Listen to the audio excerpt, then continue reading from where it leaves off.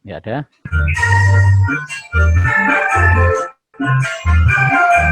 Ya, ngecek aja ternyata sambil dangdutan. Ternyata sambil dangdutan. Ya, asik. Ngaji PAI sambil dangdutan ya. New palapa.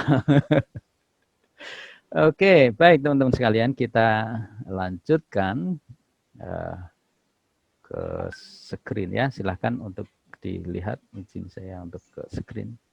Ya, oke, this is the definition of Islam and iman, Islam, ihsan. Ya, kita mencari relasi-relasi di dalamnya. Ya, oke. Jadi ketika kita bertanya tentang Islam, iman, dan ihsan, ini dijawab dari hadis yang diriwayatkan Umar ibnu Khattab. Qala bainama nahnu julus inda Rasulullah sallallahu alaihi wasallam. Hadis ini sangat masyhur ya. Zata yaumin idza tala'a alaina rajulun syadid ya bayad syab syadidus sauda sawad asy-sya'ri. Ya, jadi suatu waktu tergambarkan. Teman-teman coba bayangkan itu ketika para sahabat ya duduk-duduk ya di serambi masjid, lalu datanglah dia tola alaina rajulun, seorang laki-laki syadidul bayat, siap, bajunya putih bersih, syadidu sawadis sya'ar, ya begitu hitam kelam rambutnya, la yura ali asarus safar, yang tak terlihat ya di laki-laki ini apa asarus safar, bekas perjalanan, wala yurafu ya'rifuhu minna hadun, dan kita tidak pernah tahu siapa laki-laki itu. Keren ini. Nah, itulah malaikat. Teman-teman sekalian, nanti terjawab kan di akhir itu malaikat yang kemudian Jibril ingin mencoba memberikan penjelasan tentang apa itu mahwal iman, manhuwa Islam, wa mahwa ihsan. Nah, ini menjadi gambaran bagi kita, teman-teman sekalian, yang sekarang hidup kita in global era, in competition, in millennial era, mestinya kita yu'minuna bil ghaib. Kita harus percaya dengan yang gaib, ya. Kenapa kemudian misalnya nanti teman-teman sekalian begitu di fakultas teknik dan seterusnya ada teknologi-teknologi tertentu yang tak terjangkau oleh rasional kita, ya itulah kuasa Allah, kira-kira begitu. Kalau di dalam kedokteran biasanya ketika kemudian ada ditanya, dok kok bisa begini, ini dalam rahim kok ada begini, terus kemudian tidak ada dan seterusnya mempertanyakan tentang itu, ya maka terjawab tuh bahwa mereka akan menjawab, this is the mystery of life. Oke, kita lihat lagi ya. Summa hatta jalasa Nabi sallallahu alaihi wasallam wastanada rukbatayhi ila rukbatayhi wa wada'a kaffayhi ala fakhidayhi wa qala ya Muhammad akhbirni 'anil Islam. Apa itu yang dimaksud dengan Islam? Rasulullah sallallahu alaihi wasallam qala ya al-Islam an tasyhadu an la ilaha illallah wa anna Muhammadar abduh Muhammad Rasulullah. Jadi kalau kemudian kita sudah menyatakan la ilaha illallah Muhammad Rasulullah, itulah bentuk penyerahan kita.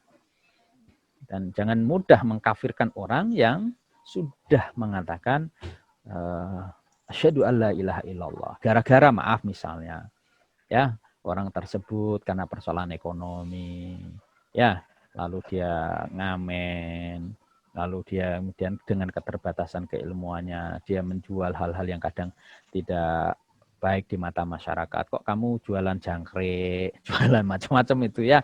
Ya, kalau jualan jangkrik masih boleh. Ada kan yang jualan macam-macam itu yang sebenarnya di dalam Islam masih tidak dibenarkan, misalnya hal-hal yang syubhat. Tetapi apa yang kita ingin poinkan adalah selama kemudian kita itu bersaksi bahwa tiada Tuhan kecuali Allah dan Muhammad Rasulullah, maka jangan mudah kita kafirkan dia. That's our note. Alright? Oke.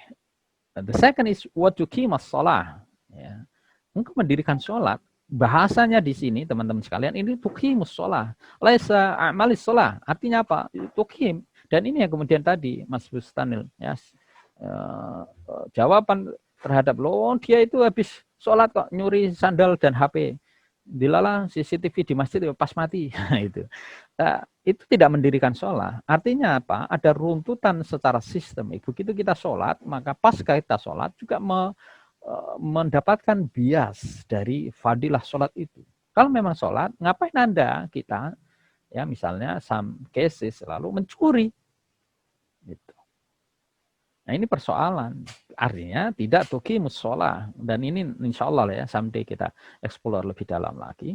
Jadi ini persoalan, karena banyak orang sholat dan Islam dipertanyakan. Orang sholat, tapi orang Islam sendiri yang banyak melakukan maksiat. That's a problem. Waktu itu zakat. Waktu dia zakat, membayar zakat. Kita ini muslim terbesar di dunia di Indonesia. Tapi zakat yang triliunan itu hanya miliaran. What the problem? Kesadaran membayar zakat bahwa itu adalah perintah Allah. Tidak cukup banyak dilakukan. Maka teman-teman nanti ya kalau jadi insinyur, jadi konsultan, jadi macam-macam, wajib zakat tuh. Jangan dikira oh kan enggak ada kewajiban. Oh, jasa, udu, abab itu wajib zakat. Zakat profesi per bulan misalnya kok dapat dari konsultan, dari apa orang apa begitu ya dapat misalnya 50 juta atau dapat bersih 30 juta, ya wajib zakat 2,5%. Terakumulasi 1 tahun, misalnya 1 tahun dapat keuntungan 200 juta, yaitu diambil 2,5% ya, 2,5% dari 20 juta, misalnya keuntungan setahun kan 20 juta itu 10%, ya 10 juta itu 5%, nah, maka 5 juta adalah 2,5%. Anda kita dapat uang 200 juta, ya, kasih Allah 200 juta, tidak mau mendistribusikan 5 juta, itu bakhil. Ini karena saya berhadapan dengan calon orang-orang kaya ini ya, amin. Ya, iya, dermawan dan pasti Allah akan ganti karena zakat zaki itu membersihkan. Wadasum Ramadan, lalu puasa Ramadan. Kadang ada yang bertanya, Pak Ustaz itu pada makan-makan tuh bulan Ramadan. Berarti warung kita hancurkan aja tuh. Jangan. Bisa jadi yang di warung itu, yang beli, itu ibu-ibu, mbak-mbak yang lagi head. Nah, datang bulan. Ada anak-anak yang kemudian di rumah sedang dibelikan oleh ayahnya, oleh ibunya, untuk makan siang. Dan mereka tidak sempat masak. Lalu belilah di warung itu.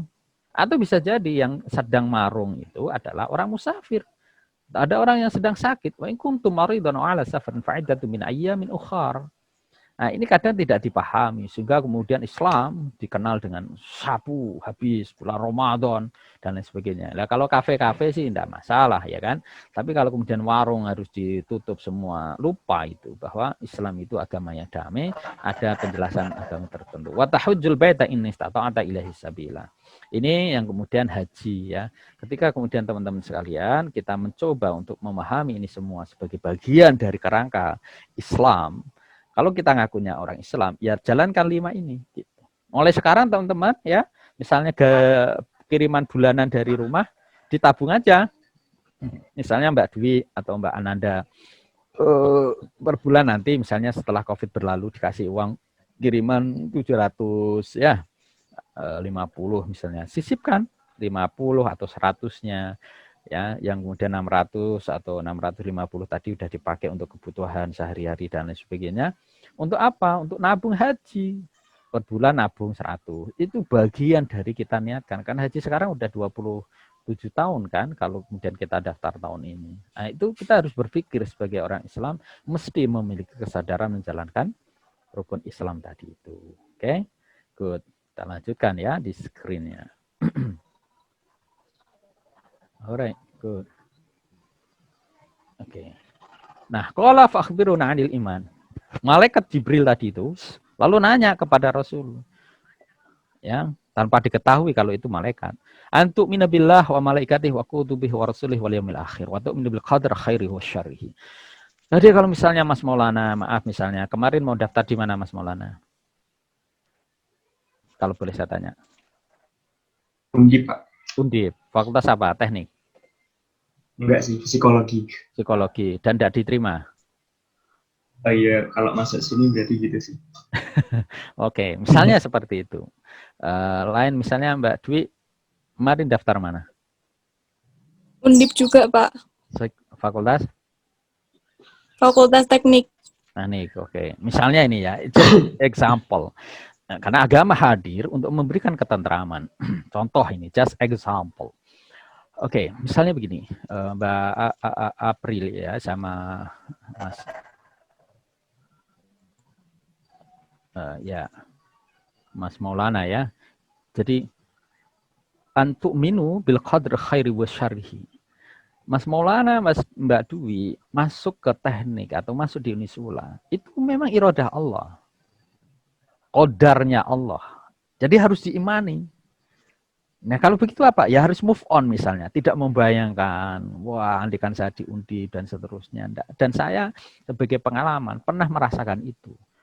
Ya, 94 ke pesantren, setelah 3 tahun kemudian 98 saya mau ke Kairo. Al-Azhar saat itu. Krisis moneter hadir. Lalu saya tidak bisa keluar negeri. Saya berangkat kuliah ke Yogyakarta. Ya, hampir setelah selesai kuliah 6 tahun, 5 tahun tepatnya saat itu, saya baru paham, mencari hikmah itu. Ternyata ini kenapa kemudian Allah tidak memberangkatkan saya ke Kairo, ke Al-Azhar saat itu. Salah satunya apa?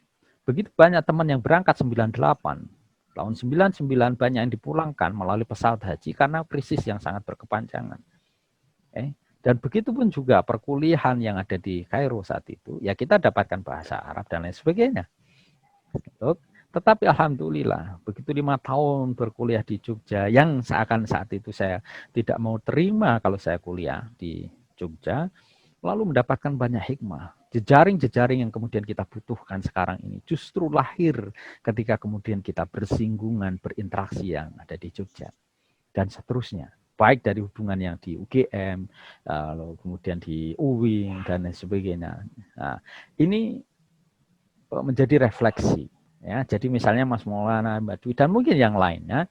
Jadi pilihan-pilihan hidup itu sesungguhnya semakin ya Allah, saya kok belum berhasil. Semakin kemudian kita menerima berdasarkan waktu minu bil qadri khairi wa syarrihi, sesungguhnya kita sedang menguatkan iman itu, dan lalu dengan demikian Allah pasti akan menghadirkan kemuliaan, kebahagiaan, dan lain-lain yang jauh lebih besar.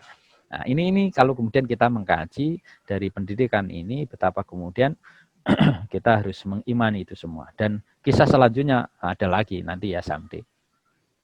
2004 saya ke luar negeri lagi dan seterusnya. Nanti habis nanti kalau saya cerita.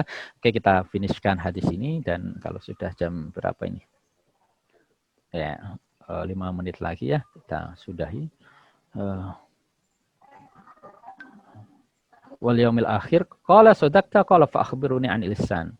Ta'abbadallah ka'annaka tarahu fa lam takun tarahu fa innahu yaraka. Ini yang berat, teman-teman sekalian. Dan ini kalau bisa dijalankan luar biasa, Mas Amin, Mas Riki ya, Mas Faik. Dengan misalnya dalam hal puasa, Allah melihat ya. Iya kan? Allah melihat, itu yang menjadi penting. Jadi kalau mau sholat, itu seakan ada CCTV yang kemudian kita sedang bertakbir. Allahu Akbar. Kita sedang diamati. Kalau kita tidak merasakan bahwa kita sedang tidak diamati, paling tidak kita percaya bahwa kita sedang menghadap Allah. Kuncinya ada dua itu. Kita sedang merasa kalau diamati oleh Allah, ngapain saya ambil ini? Ya, teman yang punya penerbit, Ustadz, ini kami terima atau enggak? Apa? Tender nih, berapa? 1 miliar. Oke, ambil aja, kenapa enggak dari dinas? Tetapi Ustadz, hasilnya itu kwitansinya berapa? Kwitansinya itu yang harus saya tanda tangani 1 miliar. Tetapi sesungguhnya yang saya terima itu hanya 750 juta. Coba. Itu kalau tidak, ya Anda kita, fa'ilam takun tarahu, kita sedang tidak merasakan Allah melihat kita, ya ambil. Akhirnya kan gitu. Tapi kalau kita merasa Allah sedang melihat, ngapain saya dapat 250 juta kalau ini tidak halal, mengotori darah kita, memberikan nutrisi ke anak yang tidak halal dan seterusnya. Then the fact. Nah, disinilah kenapa mestinya idealnya kita sebagai muslim itu clear itu. Ya, menjadi rahmah bagi yang lain karena apa yang kemudian kita konsumsi itu baik dan apa yang kemudian kita keluarkan juga baik. Nah, disinilah kemudian teman-teman sekalian kita bisa merasakan betapa apa yang kemudian menjadi penting kita bersyukur sebagai seorang muslim yang berusaha untuk menjadi orang-orang yang tepat. Ya Umar, atadri man sa'il. Lalu ketika Rasulullah Shallallahu Alaihi Wasallam, bedanya kita Rasul begitu. Rasulullah itu melihat malaikat. Atadri man sa'il. Umar, engkau tahu enggak siapa yang bertanya tadi? Ini. Qultu, Allah wa rasuluhu a'lam. Allah dan Rasulnya yang paling tahu ya Rasul. Fa innahu Jibril atakum yu'allimukum dinakum.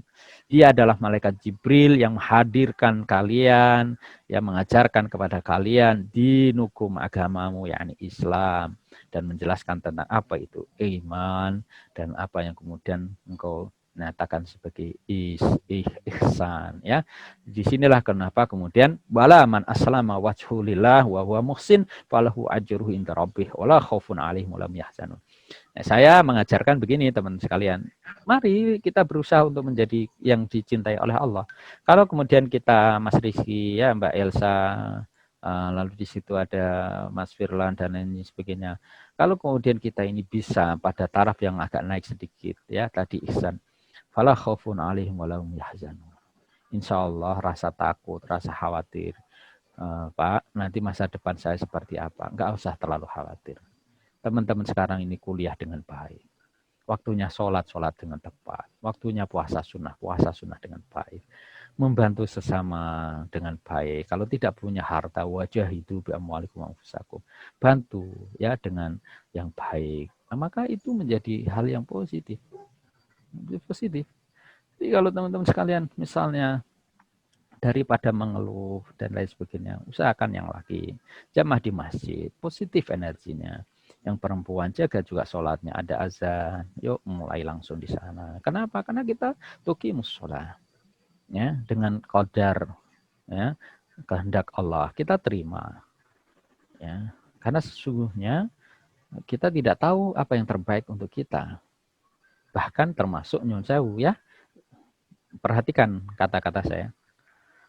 7 tahun lagi, teman-teman misalnya, ya, Mbak Afira, Mbak Husnul misalnya, someday 7 tahun lagi, sudah selesai dari FT, sarjana, melanjutkan.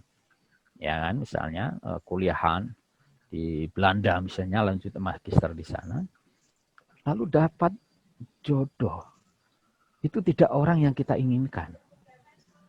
Ya, bisa jadi 5-7 tahun kemudian kita baru merasakan hikmah. Kenapa kemudian Allah baru mempertemukan itu dan ketemu dengan orang yang awalnya kayaknya tidak diinginkan dari awal. Itu karena keberimanan tadi. Karena kita tidak tahu jangkauan dari masa depan kita sendiri. Dan Allah paling tahu dengan masa depan karena Allah yang create us, create this universe. Nah, tugas kita sekarang berarti apa? Menguatkan keimanan itu dan menjalankan everything in our activities, ya, better and the best. Saya kira itu ya teman-teman sekalian. Sudah jam 8, monggo masih ada beberapa menit kalau mau dimaksimalkan untuk sharing. Saya buka dan jangan lupa teman-teman yang belum di SIM ya, karena saya tidak bisa kemudian mengevaluasi teman-teman absensinya kecuali dari SIM dan nanti akan tersambung. Termasuk tugas-tugas nanti semuanya di SIM karena nilai UTS, nilai UAS semuanya akan automatically by system ya. Jangan sampai tidak absen. Kalau terpaksa tidak absen karena lupa nanti bincang biar saya editkan. Saya buka lalu nanti saya tutup lagi. Tapi mudah-mudahan jangan sampai lupa absen. Kalau tidak masuk, ya udah nggak usah absen. Ya, nggak usah absen. Masa nggak masuk absen, ya kan begitu. Oke. Silakan. Kita buka 1, 2. Masa dari 6 orang nggak ada yang bersuara? Oh, saya izin bertanya, Pak. Ya, saya izin menjawab ya. Kalau orang yang menganut Islam kejawen itu hukumnya bagaimana ya, Pak? Contohnya apa? Iya, dia seperti percaya sama hal-hal gaib. Yang gaib kan iman terhadap yang gaib. Alladzina yu'minuna bil ghaib. Problemnya di mana? Halo? Oke. Mungkin yang dimaksud begini. Saya jawab dengan ilustrasi ketika saya melakukan penelitian di Merapi. Ya, kita mengidentifikasi sosok Mbah Marijan almarhum. Ya, mudah-mudahan diterima segala amal kebaikan beliau. Karena beliau meninggal di saat bersujud saat Merapi meletus. dan saat itu saya sedang ada di Australia. Ya, saya sehingga tidak bisa layat ke Mbah Marijan. Nah, Mbah Marijan itu Islam. Jadi kalau subuh saya berjamaah dengan beliau, ya, beliau membaca Quran. Subuh taat sekali sholatnya. Bahkan iklan bilang kuku Bima rosho-rosho itu 200 juta itu. Luar biasa kan, cuma ngomong kuku Bima rosho-rosho. 200 juta. Dan itu tidak dimakan oleh beliau. Oh, Pak kok tahu? Ya karena saya meneliti beliau. Selama berbulan-bulan saya tinggal di tepian Merapi sana. Dingin sekali memang, tiap malam juga geluduk-geluduk dari gedungnya Merapi. Tapi yang menjadi poinnya adalah apa yang kita sharekan terhadap pertanyaan tadi. Di sisi yang lain begitu beliau itu taat terhadap Islam. Ajarannya membangun masjid tadi dari iklan kuku Bima 200 juta itu, 200 juta itu dipakai sebagiannya untuk membangun masjid. Tapi beliau itu percaya bahwa Merapi itu ada yang menempati, yang merapi. Beliau juga percaya melakukan sesajen. Sesajen itu lalu dirupakan dengan sutra, dengan macam-macam ugur rampe. Ya karena beliau kemudian meyakini bahwa yang Merapi itulah yang kemudian merawat, menjaga Merapi. Sehingga kita, atau beliau saat itu meyakinkan bahwa harus disuguhin dengan sesaji. Begitu. Dan itu dilakukan juga oleh para juru kunci yang lain, misalnya di Parangtritis, ya, di Kulon Progo, itu melakukan sedekah laut, melakukan ritual-ritual sesaji supaya penunggu Laut Selatan itu memberikan harmoni. Ya. Ini misalnya teman-teman Bang Umar dan lainnya sebagainya, misalnya orang-orang yang di Pantura itu kan ada kan yang sedekah laut. Yang tidak tepat adalah ketika lalu mempercayakan bahwa ya harus dengan kepala kerbau, kepala sapi, lalu meyakini kalau kepala kerbau, kepala sapi ini tidak diberikan, ada kecelakaan, ada bencana, itu yang tidak tepat memang.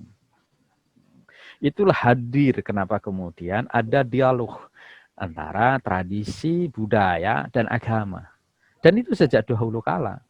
Sekarang misalnya kita tanya, Mas siapa sini yang kira-kira memakai baju, misalnya ini Mas Muhammad, ya kan? Mas Muhammad ini misalnya kita anggap baju koko kayaknya ya, putih ini Mas Muhammad ini. Nah, oke.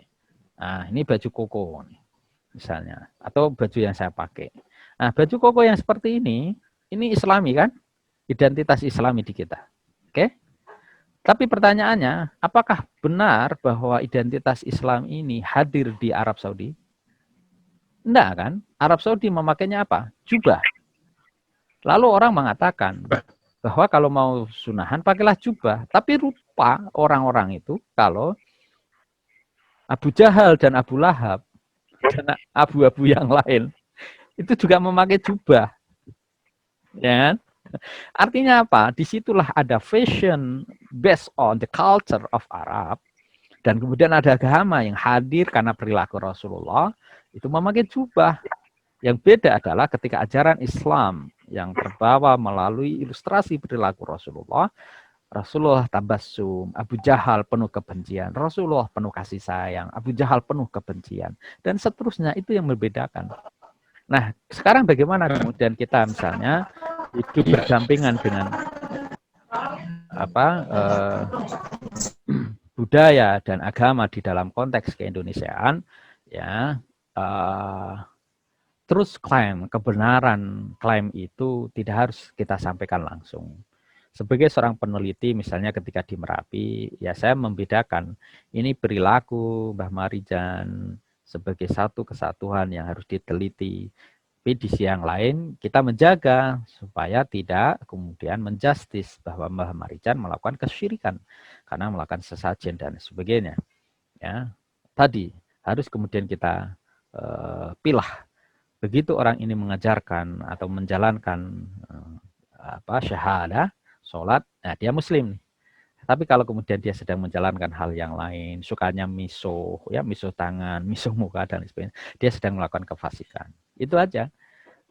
Sehingga kita memiliki satu perilaku yang wisdom, yang bijak.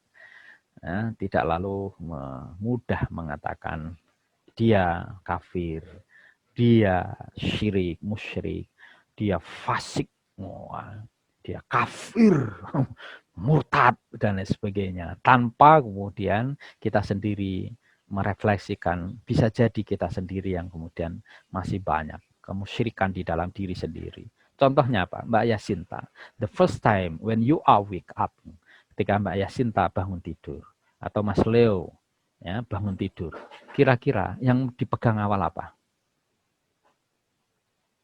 Oke? HP, Pak. HP, mana Tuhan? Ada Tuhan, bentar. That's not so important itu. First time is HP. HP nggak ada sehari di genggaman tangan. Ini kayak separuh mati. Padahal Tuhan dicentelin, nggak dibawa ke kantor, nggak dibawa saat tanda tangan MOU proyek. Kayaknya nggak ada masalah. That's the problem. Nah, seringkali kemudian kita melupakan diri sendiri, mengurusi kemusyrikan di dalam sendiri, lalu kita asik ya, mengkorek, melihat pada sisi ketidakbaikan orang lain. Dan itu kita manusia. Ya. Karena itulah kenapa kemudian semakin kita tahu bahwa kita manusia, mudah-mudahan juga menjadikan kita semakin dekat dengan Allah. Baik, thank you so much for your attention this morning.